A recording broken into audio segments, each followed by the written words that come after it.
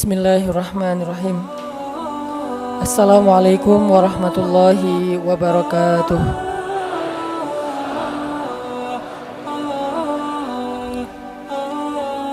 Alhamdulillahirabbil alamin. Alhamdulillahilladzi arsala rasulahu bil huda wa dinil haq liyuzhirahu 'alad dini kullih wa kafa billahi syahida. Asyhadu an la ilaha illallah wahdahu la syarika lah, lahul mulku wa lahul hamd wa huwa ala kulli syai'in qadir. Wa asyhadu anna Muhammadan abduhu wa rasuluhu la nabiyya ba'dah. Radina billahi rabba wa bi Muhammadin nabiyya wa bil islami dina. Rabbi syrah li sadri wa yassir li amri wa hlul 'uqdatan min lisani yafqahu qawli. Allahumma salli wa sallim wa barik ala sayyidina wa habibina wa maulana Muhammadin wa ala alihi wa sahbihi ajma'in. Allah Subhanahu wa ta'ala berfirman di dalam Al-Quran surat Al-Baqarah ayat 185. A'udzu billahi minasyaitonir rajim. Bismillahirrahmanirrahim. Syahru Ramadan alladzi unzila fihil Qur'an. Syahru Ramadan alladzi unzila fihil Qur'an. Hudan linnasi wa bayyinatin minal huda wal furqan. Bulan Ramadan adalah bulan yang di dalamnya Allah turunkan Al-Quran sebagai petunjuk bagi manusia dan juga penjelas terhadap petunjuk-petunjuk itu, dan juga sebagai pembeda yang hak dan yang batil. Shadaqallahul azim. Teman-teman sekalian, anak-anak muda Kota Bandung dan sekitarnya yang dirahmati Allah Subhanahu wa ta'ala, alhamdulillah kita sudah masuk ke dalam pekan kedua dari bulan suci Ramadan. Dan pada pekan kedua ini ada satu momen yang pantas untuk menjadi bahan renungan buat kita bersama, yaitu momen tentang nuzulul Quran. Walaupun biasanya diperingati pada malam 17 Ramadan ataupun pada malam-malam ganjil di 10 terakhir bulan Ramadan. Sebagaimana firman Allah Subhanahu wa ta'ala di dalam surat Al-Baqarah tadi, bahwa bulan Ramadan itu salah satu di antara peristiwa besar yang terjadi di dalamnya adalah peristiwa nuzulul Quran. Allah turunkan di dalamnya Al-Quran.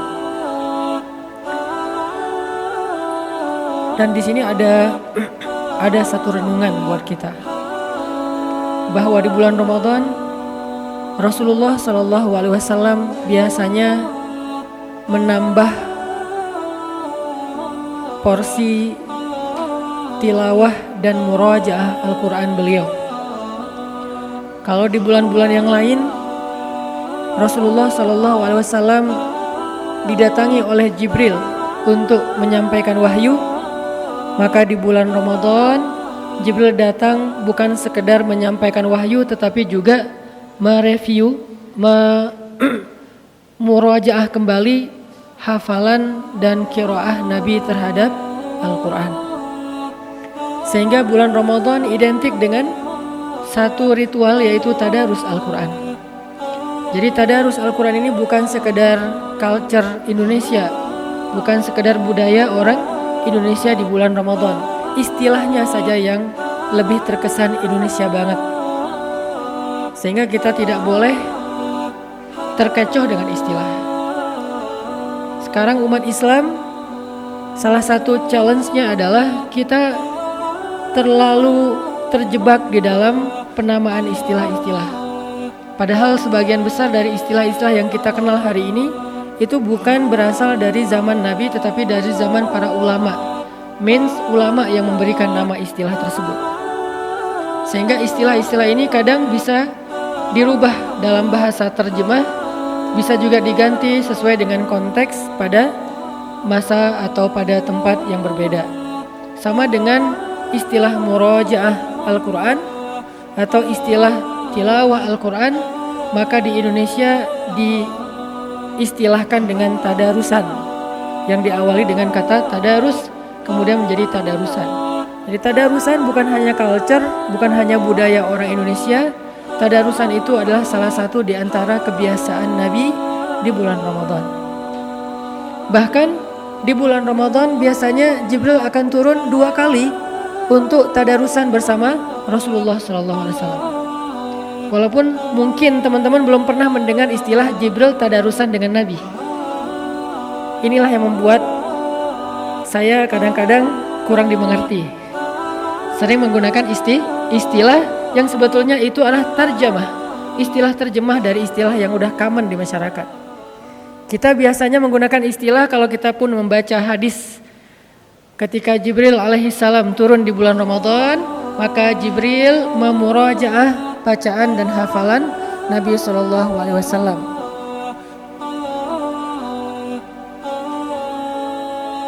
Salah satu ayat Jibril memurajaah hafalan Nabi atau bacaan Nabi di dalam Al-Quran itu ada di surat Al-Qiyamah. La tuharrik bihi lisanaka lita'jala bihi. Inna alaina jam'ahu wa qur'anah fa idza qara'nahu fattabi' qur'anah summa inna alaina bayanah. Ini salah satu paragraf kecil tentang kondisi tadarusannya Jibril dengan Rasulullah SAW. Nah, istilah murojaah itu kemudian saya coba sinkronkan dengan istilah-istilah yang lebih populer di Indonesia, yaitu adalah istilah tadarusan. Jadi bisa dikatakan bahwa salah satu di antara kebiasaan Nabi SAW di bulan Ramadan adalah tadarusan. Cuman tadarusannya Nabi bukan dengan hanya manusia, tapi juga Nabi tadarusannya dengan Jibril alaihissalam.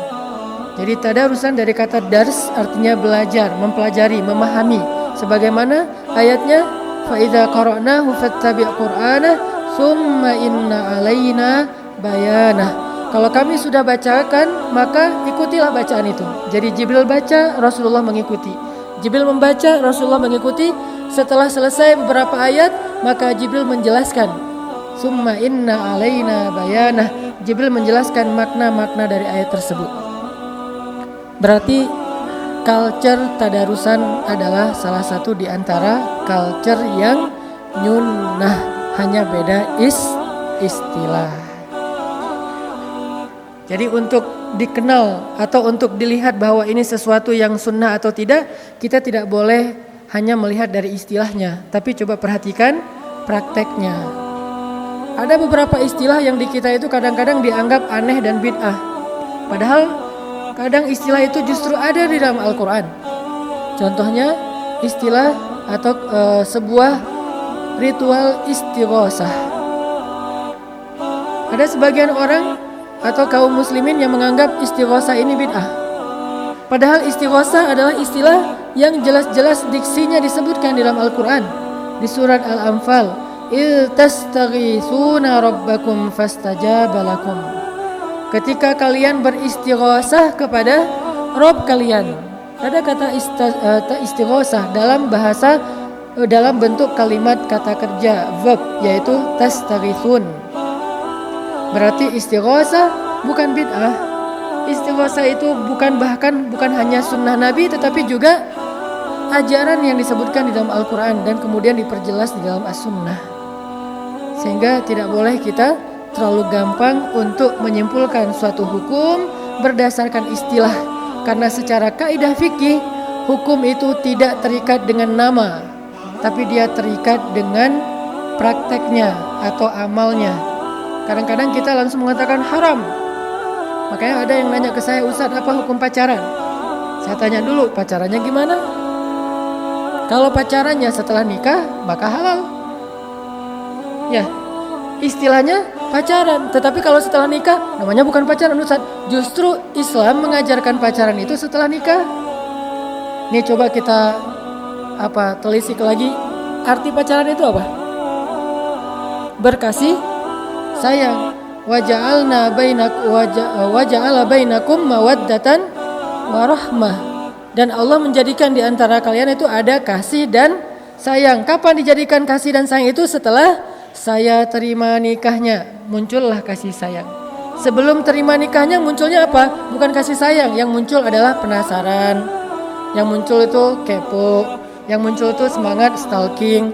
Tapi belum bisa berkasih sayang karena nggak boleh ngasih sayangnya. Belum boleh dikasih sayang, baru boleh dikasih kepoan. Pakai akun yang lain biar nggak ketahuan gitu kan. Tapi belum boleh ngasih kasih sayang karena belum halal. Makanya nggak boleh kita langsung menyimpulkan satu hukum berdasarkan nama, itu udah kaidah fikih. Apalagi kita menyimpulkannya secara umum. Saya mendengar dari kakak kelas saya yang kemarin juga Ustadz Awalul Zikri sempat ke Bandung, Dr. Awalul Zikri. Beliau adalah doktor di bidang fikih perbandingan mazhab di Al-Azhar. Beliau mengatakan ada satu kaidah fikih yang sering dilupakan di Indonesia dan itu diajarkan oleh ulama, salah satunya Ibnu Hajar yang menulis kitab Sahih Bukhari. Kaidahnya apa? Itlaqul jawab fi amrit tafsil khata. Memberikan sebuah fatwa secara umum dalam urusan yang detail itu salah. Nggak boleh. Jadi kalau ada yang nanya ke kita misalnya gini, Ustadz, apa hukum menjual kulit hewan kurban? Gitu kan? Apa hukum menjual kulit hewan kurban? Kira-kira apa hukumnya? Kalau orang yang tidak memahami kaidah fikih, baru belajarnya lewat YouTube dan internet, maka dia akan langsung mengatakan menjual kulit hewan kurban haram.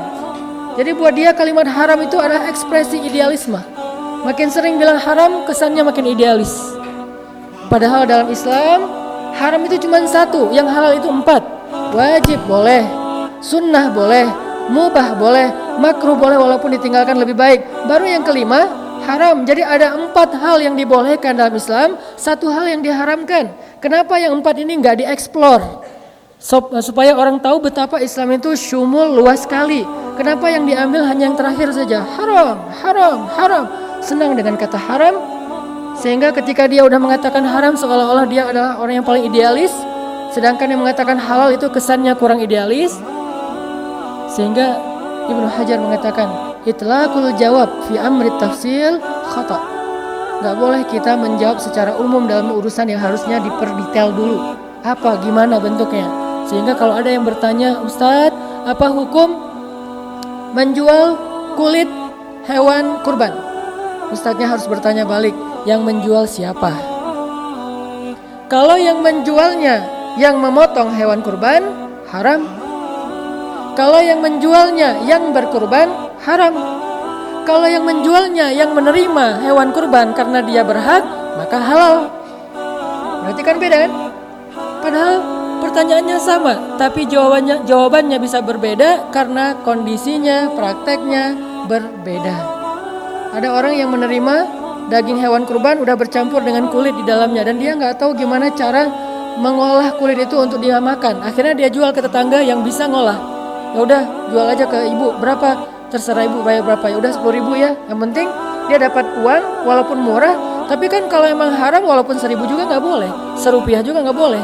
Ini bukan soal angkanya, tapi boleh tidaknya dijual. Sehingga ulama yang bijaksana, yang arif, dia tidak akan menjawab suatu fatwa hanya berdasarkan pertanyaan secara umum. Dia akan bertanya balik, siapa, bagaimana, kenapa. Kenapa ada itu? Disebut dengan dawabitus syariah. Dawabit. Islam itu dawabit, detail. Sehingga kadang-kadang fatwanya berbeda dengan pertanyaan yang sama ditanyakan oleh 2 orang yang berbeda. Pertanyaannya sama, yang nanyanya beda, maka fatwanya berbeda. Bukan hanya karena kondisinya, mungkin karena alasannya juga berbeda.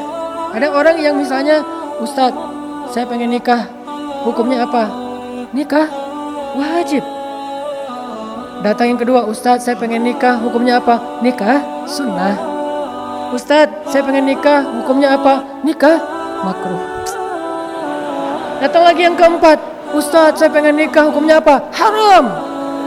Kenapa 4 orang beda hukum? Karena alasannya berbeda.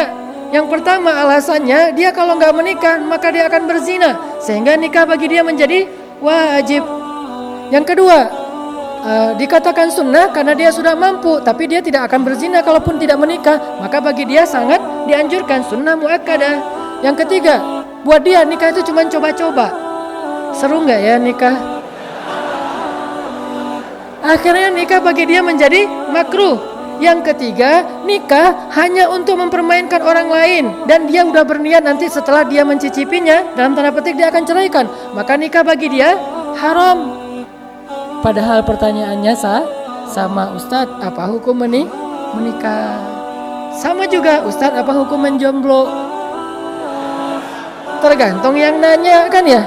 Kalau yang nanyanya anteng-anteng aja, ya sudah, menjomblo itu mubah, boleh-boleh saja. Ada yang mengatakan, ya sudah, menjomblo itu adalah sunnah. Lebih baik dia menjomblo daripada dia menikah, karena dia kalau nikah malah ngerepotin orang. Soalnya dia belum siap, dia juga belum bijak, dia belum belajar agama, malah nanti akan merusak agama perempuan yang dia nikahi. Ada juga yang menjomblo itu wajib, kamu harus jomblo, kamu gak boleh nikah. Ini saya belum nemuin kenapa dia jadi wajib. Yang jelas, hukum itu tidak tergantung dengan pertanyaan ataupun istilah, tapi tergantung dengan dawabitus syariah, alasan-alasan. Karena hukum itu punya maksud, dikenal dengan maqasidus syariah. Syariat itu ada maksudnya. Ada orang yang gak mau tahu, gak usah tanya maksudnya, yang penting kalau udah halal, halal aja, yang haram, haram aja. Gak kayak gitu Islam. Islam ini agama orang-orang yang cerdas. Dia ada maqasid, ada dawabit. Ini jarang-jarang saya ceramah kayak gini-gini ya, sosok gaya gitu. Sebetulnya dulu sebelum ada pemuda hijrah kan ceramah saya kayak gitu. Ceramah saya itu tentang sejarah para rijal, para tokoh-tokoh Islam. Kalau teman-teman pengen dengar ceramah saya yang versi bold, coba datang ke Masjid Al-Latif di Tarbiyah. Itu tuh judulnya aja Tasawur Haraki, persepsi pergerakan. Kemudian Ar-Rijal wan Nisa anzal fihimul Quran.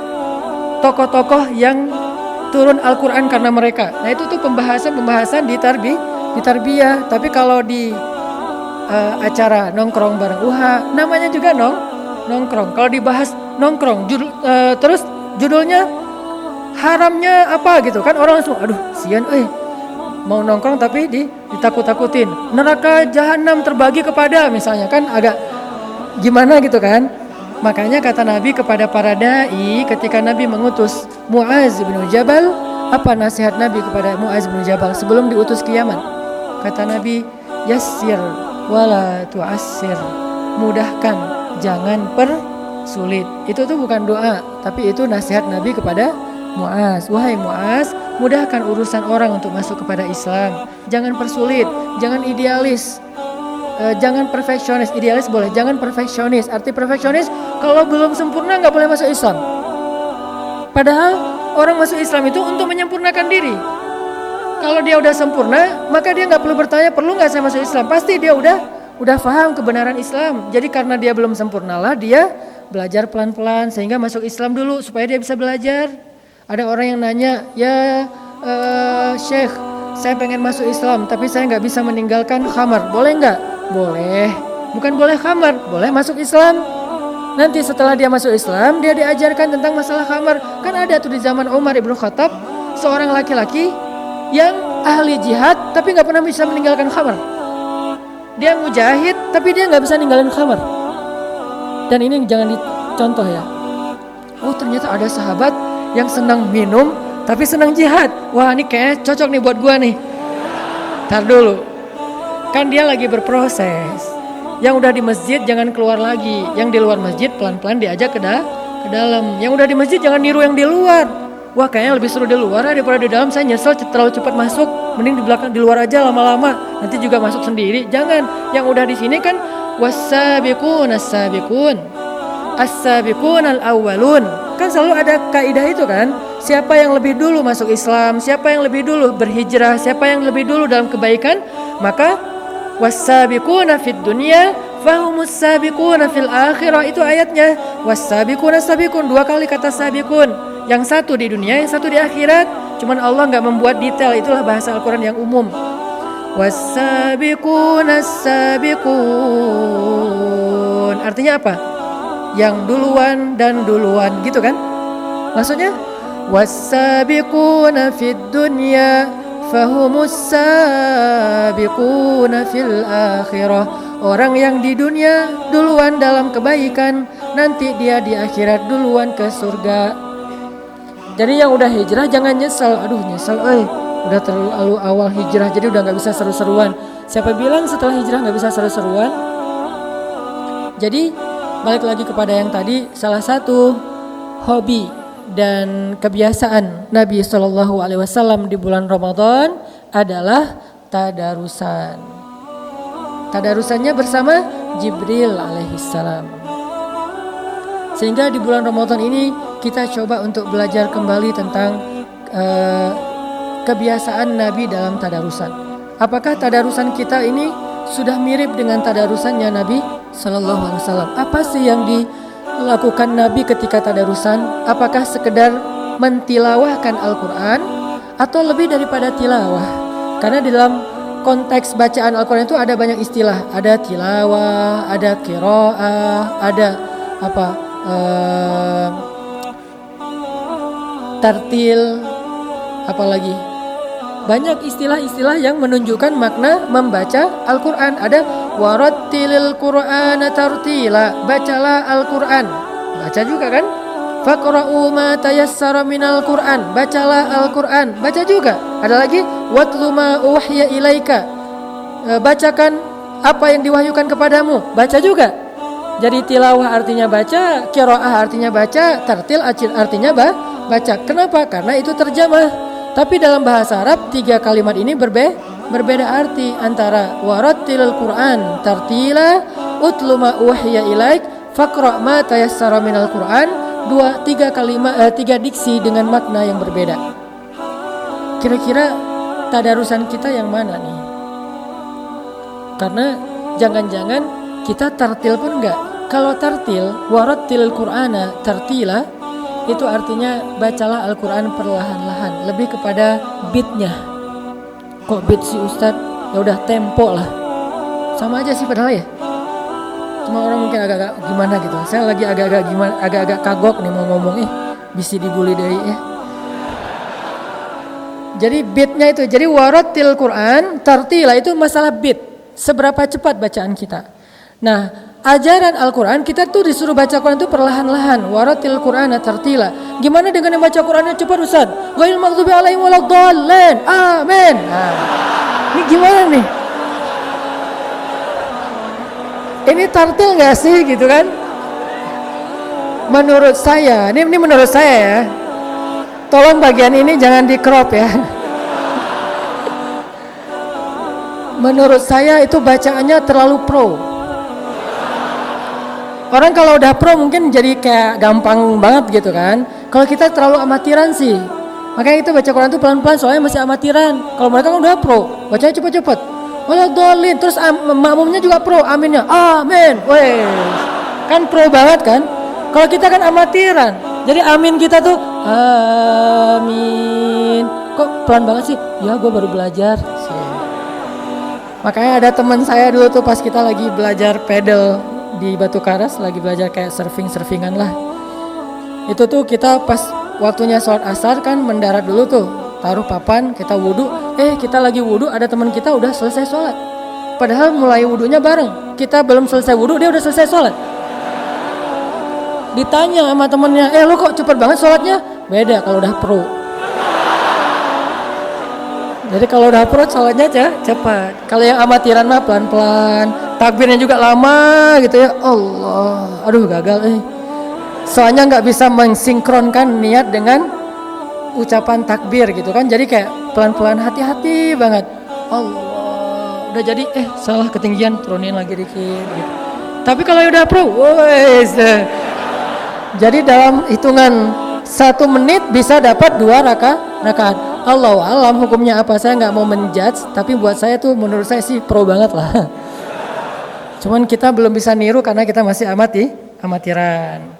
Jadi warattilil Qur'ana tartila, bacalah Al-Quran dengan tartil, itu artinya bacalah Al-Quran secara perlahan-lahan. Sehingga ketika Nabi mencoba untuk mempercepat beat bacaan beliau, turun ayat la tuharrik lisanaka lita'jala bih. Janganlah kamu gerakkan lisanmu lita'jil. Lita'jil itu apa arti ta'jil? Pasti ngerti banget lah arti ta'jil ya. Apa ta'jil? Ta'jil itu artinya menyegerakan. Biasanya diidentikan dengan iftar. Apa arti iftar? Berbuka puasa. Makanya berbuka puasa itu dianjurkan untuk ta'jil. Maaf, bukan takjil, ta'jil. Kalau ta'jil malah mengakhirkan. Kalau ta'jil malah mendahulu. Jadi bedain sama hamzah itu beda arti. Sama kayak kita beda harokat antara jamal dengan jamal, itu beda arti. Kalau kita bilang jamal itu artinya keren. Kalau kita bilang jamal itu artinya onta. Jadi kalau kita bilang jamal, onta keren. Makanya manggil orang yang namanya Pak Jamal tuh hati-hati. Jangan Pak Jamal, Pak Onta. Jangan Pak Jamal, manggilnya Pak Jamal. Kok panjang sih? Biar benar, Bapak keren. Enggak, nama saya Jamal. Jadi Bapak onta. Jadi beda harokat, beda arti. Sama dengan ta'jil dengan ta'jil. Ustaz kok Arab-Arab banget sih malam ini? Ya sedikit.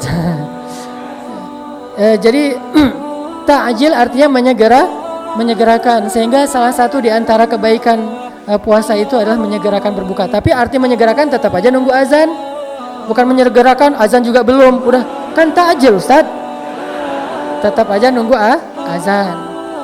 Nah, la tuharrik bihi lisanak lita'jala bih. Janganlah kamu menggerakkan lisanmu untuk mempercepat bacaan. Jadi bacanya pelan-pelan. Bismillahirrahmanirrahim. Alhamdulillahi Rabbil Alamin Ar-Rahmanir Rahim Maliki Yaumiddin. Lebih cepat lagi. Iyyaka na'budu wa iyyaka nasta'in Ihdinas siratal mustaqim Siratal ladzina an'amta 'alaihim ghairil maghdubi 'alaihim waladdallin. Itu udah paling cepat. Lebih cepat lagi. Alif lam mim dzalika amin. Aduh, saya juga gak ngerti gimana cara bacanya. Itu tuh, saya tuh kan kita udah pada hafal Al-Fatihah lah ya dari sejak kecil kan. Tapi kayaknya gak kebayang gimana cara baca Al-Fatihah dengan kecepatan flash kayak gitu kan. Itu tuh luar biasa. Saya juga salut lah pokoknya. Karena saya gak bisa. Nah, ada seorang sahabat namanya Abdullah ibnu Mas'ud. Tapi harus paham orangnya ya. Karena kalau beda orangnya tadi beda hukum. Kebenaran ini Abdullah bin Mas'ud. Siapa dia? Dia adalah sahabat yang dititipkan oleh Nabi Al-Quran. Dititipkan oleh Nabi Al-Quran. Dia salah satu periwayat Al-Quran, Abdullah bin Mas'ud, yang bisa menghafal Quran 1 juz sekali dengar. Jadi Nabi baca Al-Quran 1 juz, dia dengerin aja. Beres Nabi baca, ya Rasulullah saya udah hafal. Itu Abdullah bin Mas'ud. Lalu Nabi mengatakan, coba baca Abdullah. Dibaca oleh Abdullah dengan hafalan, nggak ada satu huruf pun yang salah 1 juz itu. Inilah Abdullah bin Mas'ud, kecerdasannya di atas rata-rata. Kan saya pernah cerita, surat Al-Quran yang paling panjang turun sekaligus surat apa? Al-Quran surat yang paling panjang yang turun sekaligus surat apa? Kalau Al-Baqarah panjang, tapi dia turunnya dicicil. Surat yang paling panjang turunnya sekaligus di Al-Quran surat Al-An'am. 1 juz lebih 1 lembar. 11 lembar lebih. 11 lembar setengah lebih tepatnya. Nah, 1 juz lebih 1 lembar, artinya 11 lembar. Itu turun dari Jibril kepada Rasul, dibaca oleh Jibril sekali, Nabi langsung hafal. Keren ya? Jadi kalau ada yang mengatakan bahwa Nabi itu nggak pintar, ini salah satu bukti kepintaran Rasulullah SAW. Terus kalau pintar kok nggak bisa baca tulis? Karena jumhur ulama sejarah bersepakat bahwa Nabi nggak bisa baca tulis. Jadi ummi di situ benar-benar nggak bisa baca tulis. Apa buktinya Nabi nggak bisa baca tulis? Ketika terjadi perjanjian Hudaybiyah, poin-poin dari perjanjian itu banyak yang ternyata agak menurut para sahabat harus diganti. Nabi nanya kepada para sahabat, yang menurut orang Quraisy harus digantikan. Poinnya pertama kalimat Bismillahirrahmanirrahim. Ini adalah perjanjian antara Muhammadun Rasulullah dengan Suhail dari perwakilan Quraisy. Kata Suhail, Muhammad, kalau kami percaya Allah itu Ar-Rahman dan Ar-Rahim, ngapain kita capek-capek bikin perjanjian? Ya udah aja kita bareng. Terus maunya kamu gimana? Hapus, nggak boleh pakai Ar-Rahman Ar-Rahim, cukup Bismillah aja. Kok cuma Bismillah? Karena orang Arab Quraisy juga meyakini Allah sebagai Tuhan, tapi nggak punya sifat. Makanya ada anak di masa jahiliyah namanya Abdullah, yaitu ayahanda Rasulullah. Kok dinamain Abdullah padahal mereka musyrikun? Karena mereka meyakini Allah itu sebagai Tuhan, cuman tidak punya sifat. Sifatnya diberikan kepada berhala. Ada berhala cinta, cinta lagi. Ada berhala perang lah ya, berhala perang, berhala dagang, berhala apa. Allah itu cuma simbol Tuhan doang, tapi nggak punya sifat. Makanya kalau kami percaya Allah itu Rahman dan Rahim, ngapain kita bikin perjanjian? Udah aja kita bareng. Terus maunya gimana? Hapus Ar-Rahman Ar-Rahim, tinggal Bismillah. Juru tulisnya siapa? Ali bin Abi Thalib, karena dia bisa baca tulis. Nabi nanya, ya Ali, mana kalimat Ar-Rahman Ar-Rahim? Karena Nabi tidak bisa membaca. Mana kalimat Ar-Rahman Ar-Rahim? Ali menunjukkan. Yang ini ya Rasul. Kata Rasulullah, hapus. Kata Ali, saya nggak berani ya Rasul. Mana berani dia menghapus Ar-Rahman Ar-Rahim? Nanti dia takut kepada Allah. Kata Rasul, ambil kain yang basah, dibasahin dengan air. Nabi sendiri yang menghapus Ar-Rahman Ar-Rahim. Tinggal Bismillah. Terus kalimat berikutnya, kata Suhail, Muhammad, kalau kami percaya kamu adalah Rasulullah, ngapain kita capek-capek bikin perjanjian? Terus maunya gimana? Gak pakai kalimat Rasulullah, udah aja Muhammad ibnu Abdillah dengan Suhail bin siapa gitu. Jadi gak pakai embel-embel Rasulullah. Hapus kalimat Rasulullah. Ali, mana kalimatnya? Ini ya Rasul, hapus. Saya gak berani menghapus kalimat karena sesungguhnya engkau Rasulullah. Kata Rasul, mana kain basah? Nabi sendiri yang menghapusnya. Ini menjadi bukti bahwa Rasulullah emang gak bisa baca tulis. Tapi apakah itu indikasi bahwa Rasulullah gak pintar? Enggak, karena kita harus memahami sejarah secara konteks sejarah. Jangan menjudge sejarah, karena kita berbeda konteks dengan sejarah. Apa maksudnya? Pada masa itu, tren belajar itu bukan lewat baca dan tulis. Tren belajar pada masa itu lewat riwayat dan dihafal. Sehingga orang yang pintar pada masa itu bukan yang jago baca dan tulis, tapi yang banyak hafalan dan kuat hafalan. Sehingga ketika Allah menurunkan wahyu kepada Rasulullah SAW, harusnya Allah ngajarin Nabi tentang baca tulis dulu kan.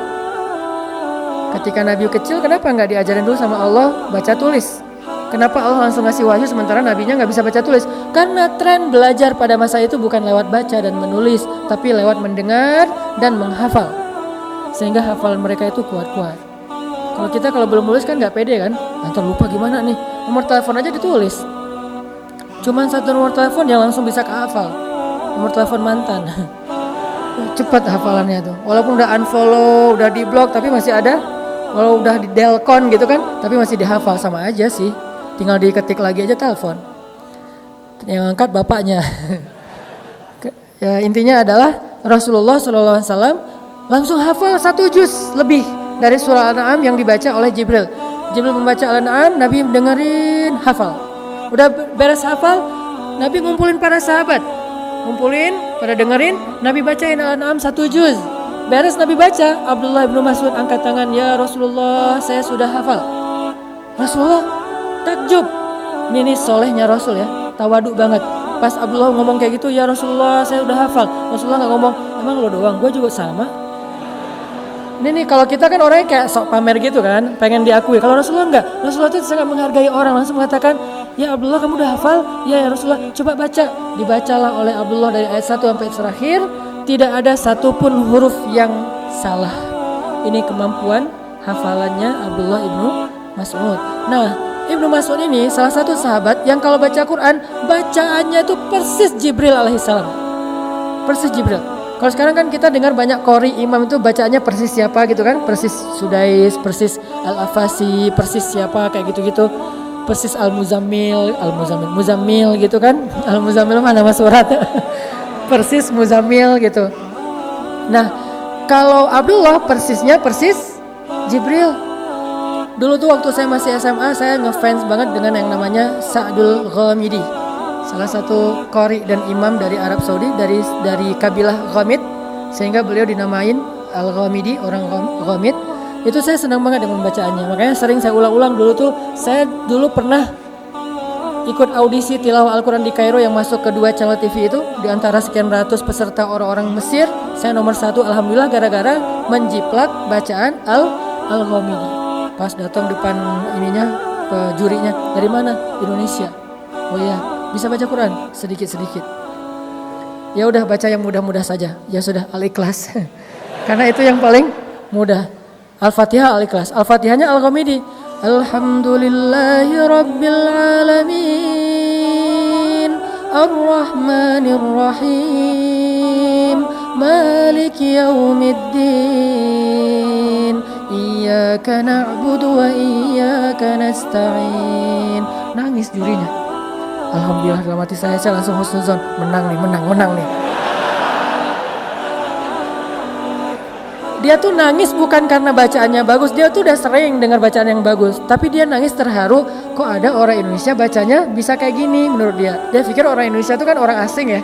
Orang ajam kan, bukan orang Arab. Sehingga biasanya kayak bacanya Alhamdulillahi Rabbil Alamin. Mungkin karena kita orang Indonesia kan. Jadi A jadi nga gitu kan.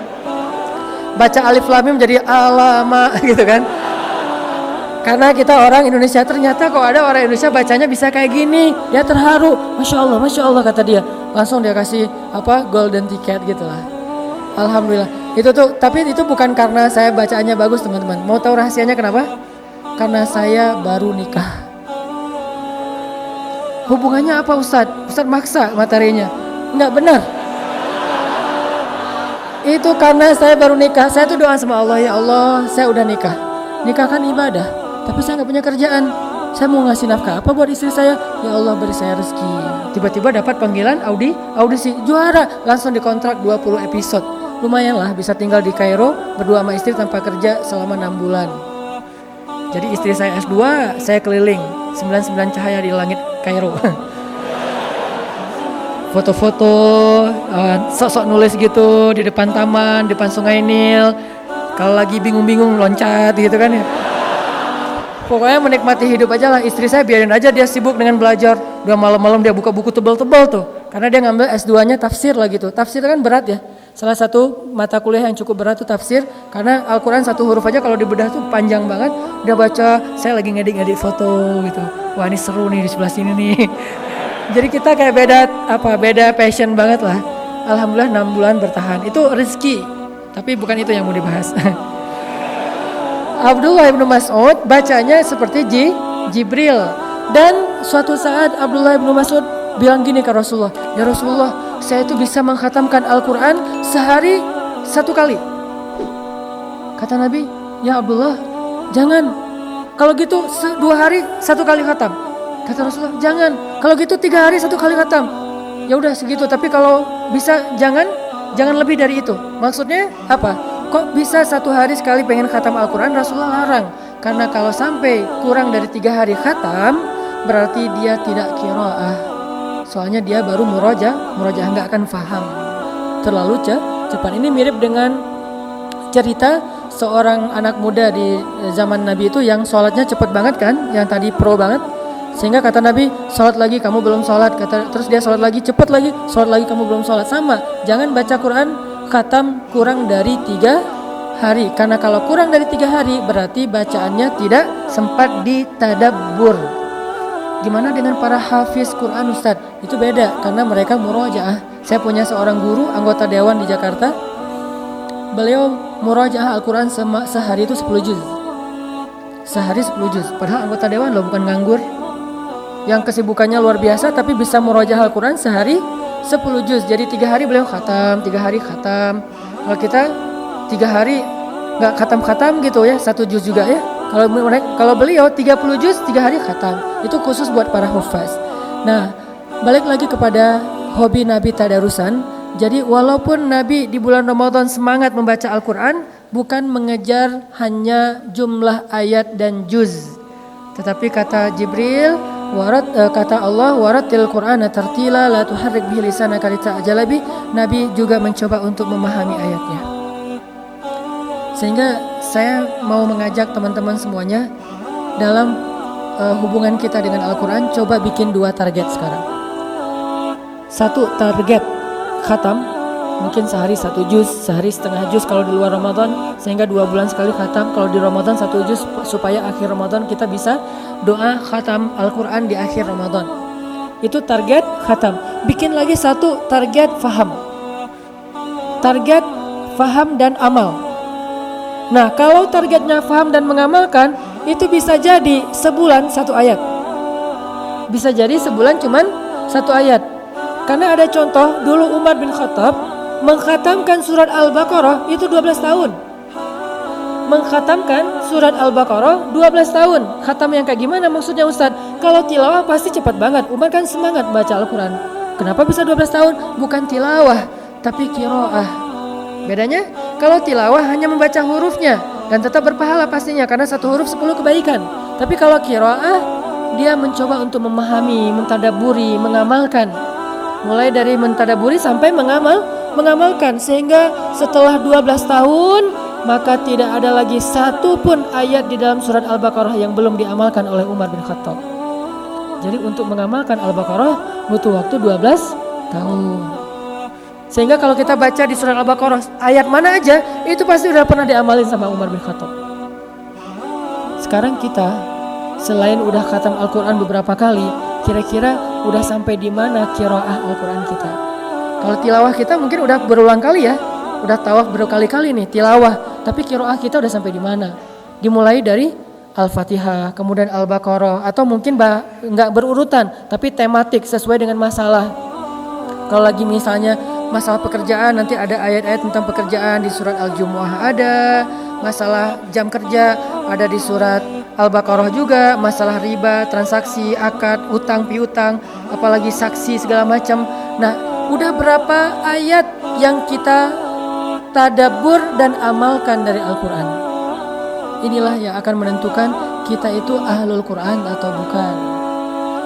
Kalau tilawah Al-Quran saja, maka kita berada di ring 3 dari antara dalam hubungan kita dengan Al-Quran. Termasuk orang ring 3 dengan Al-Quran, bukan ring 1. Kalau cuman tilawah. Kalau sudah menghafal, memahami, udah ring 2. Kalau udah mengamalkan, itu orang yang ring 1-nya Al-Quran, akrab banget sama Al-Quran. Dan itu disebut dengan Ahlul Quran. Dan Ahlul Quran disebut juga dengan Ahlullahi wa khassatuh, keluarga Allah dan orang-orang yang istimewa di sisi Allah.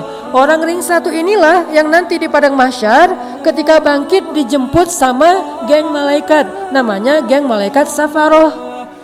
Jadi ada grup malaikat, nama grupnya itu Safaroh. Apa malaikat Safaroh? Safaroh itu safir. Safir itu artinya duta, ambasador.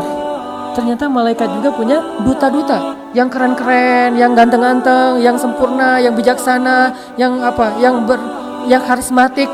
Sehingga mereka disebutkan di surat Abasa dengan kalimat Safaroh kiramim bararah, malaikat duta yang mulia lagi baik.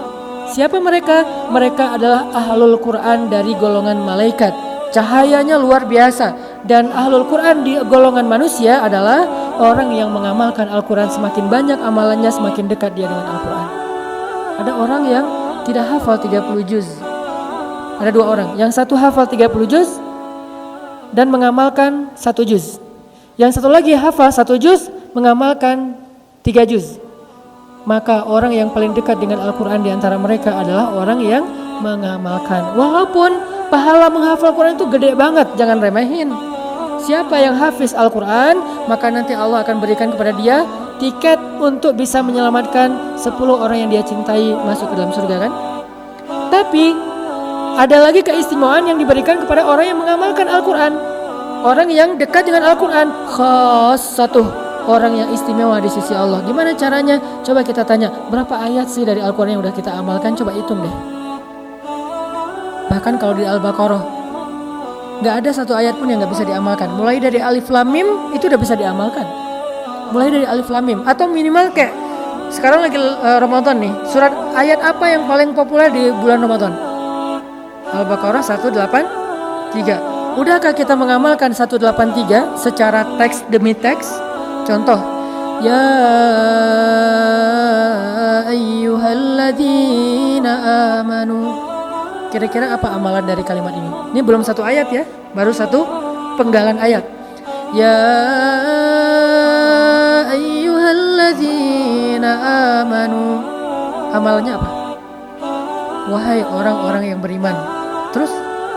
Nah, jarang kan dibahas? Ternyata ada satu sunnah Nabi tentang bagaimana cara kita mengamalkan Al-Quran ketika kita membaca Al-Quran. Salah satu yang paling ringan nih, saya ajarin yang ringan-ringan aja dulu. Ya ayyuhalladzina amanu itu namanya panggilan, nida. Kalau Allah lagi manggil kita, maka ada sunnah dari Nabi untuk kita tajawub. Tajawub itu dari kata jawab. Jawab itu jadi dari bahasa Indonesia jawab. Bahasa Arabnya jawab. Bahasa Indonesianya jawab. Sehingga yang menjawab atau selalu menjawab panggilan namanya tajawub. Itu sunnah Nabi. Sehingga Aisyah radhiyallahu anha mengatakan, Nabi itu kalau lagi sholat tahajud sendiri, beliau membaca Al-Quran. Ketika beliau mengawali bacaan, beliau mengawalinya dengan ta'awuz. Karena kalau kamu baca Quran maka fasta'iz billah. Lalu beliau melanjutkan dengan basmalah. Lalu ketika beliau membaca ayat-ayat kebesaran Allah, maka Nabi memuji Allah. Ketika membaca ayat-ayat surga, Nabi berdoa. Ketika membaca ayat-ayat neraka, Nabi bertawuz. Ketika membaca tentang panggilan, Nabi bertajawub. Ini menunjukkan bahwa tajawub salah satu sunnah Nabi dan tutorial cara mengamalkan Al-Quran paling sederhana. Tajawubnya gimana Ustadz? Kalau Allah panggil kita, ya ayyuhalladzi.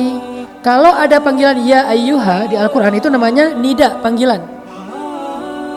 Tapi nggak semuanya bisa tajawub.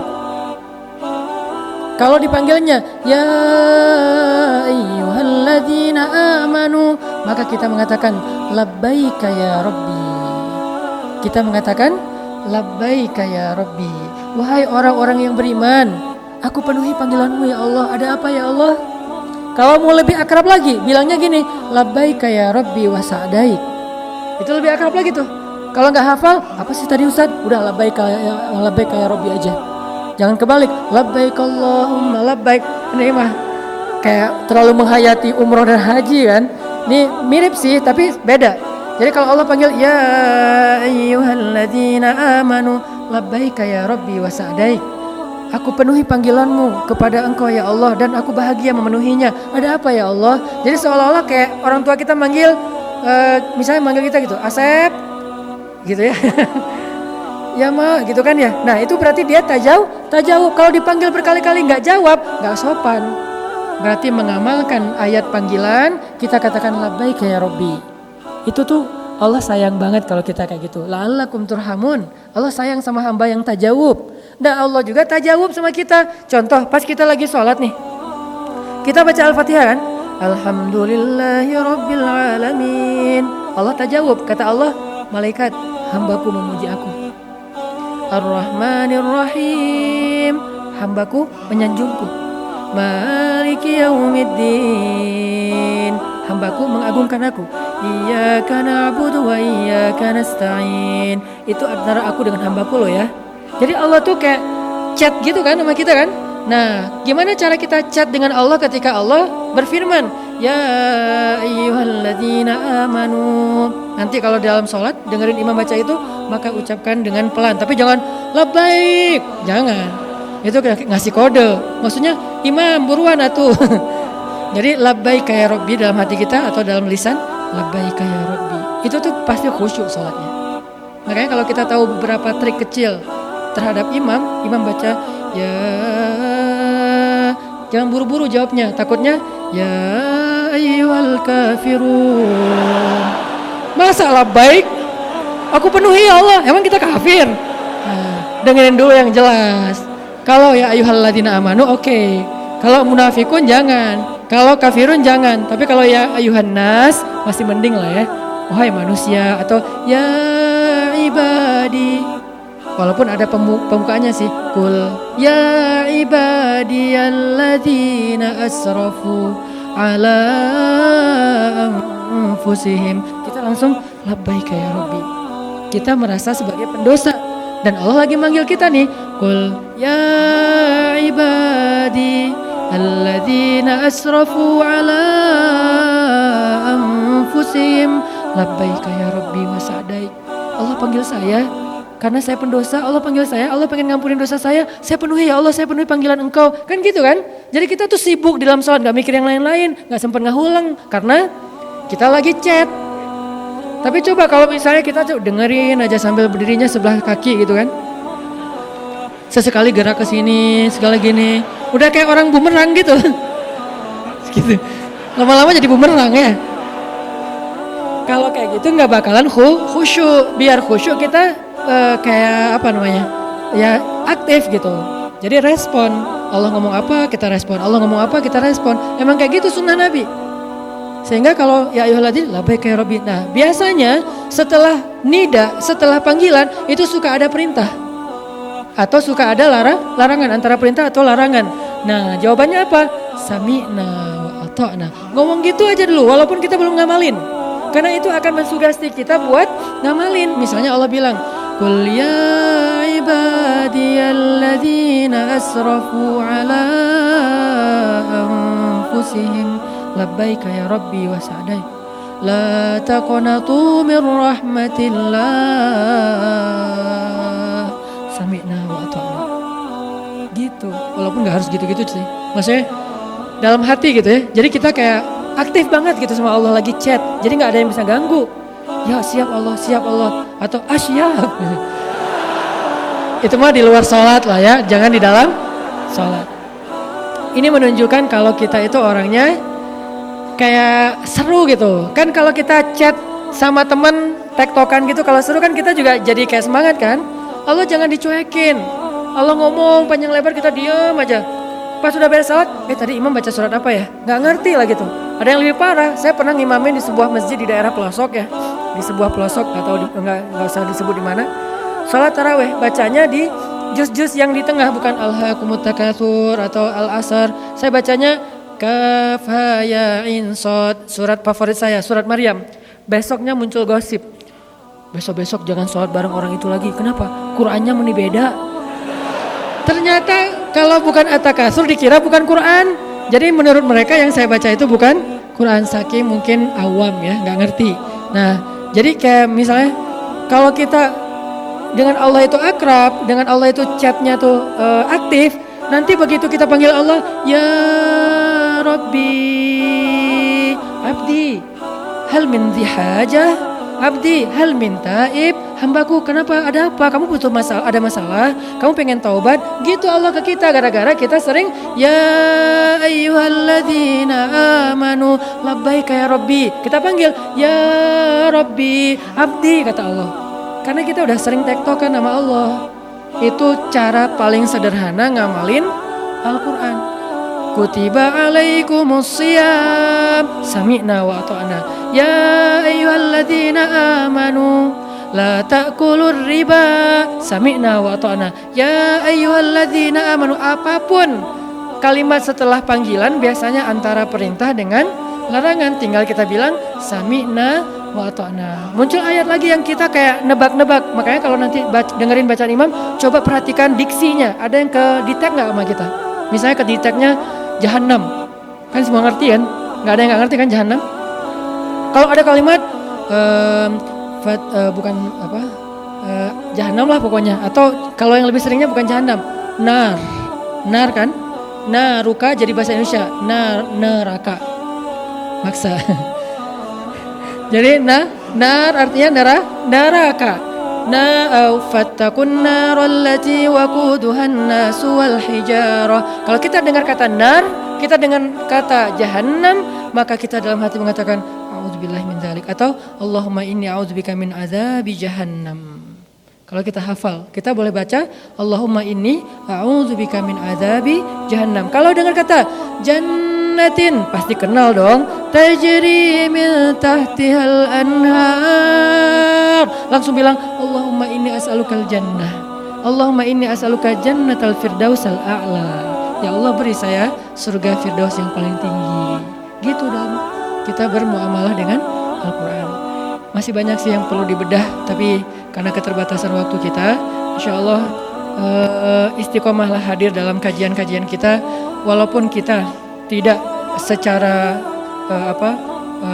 serius membedah teks, tapi insya Allah konten kita itu tidak ada bedanya dengan teman-teman kita yang di kuliah atau yang di pesantren, cuman dengan bahasa yang lebih santai, tapi kontennya sama, substansinya sama insya Allah, sehingga kita bisa menambah iman dan memperbaiki amal. Allahumma inna nas'aluka ridhaka wal jannah wa na'udzubika min sakhatika wan nar.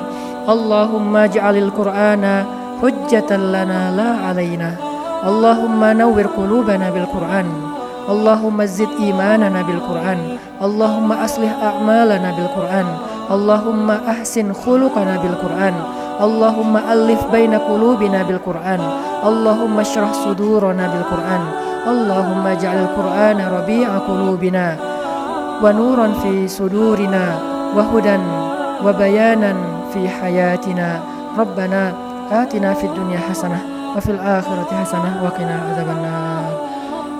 Yuk kita lanjutkan dengan sholat tarawih 2 rakaat 1 kali salam. Barakallahu fiik.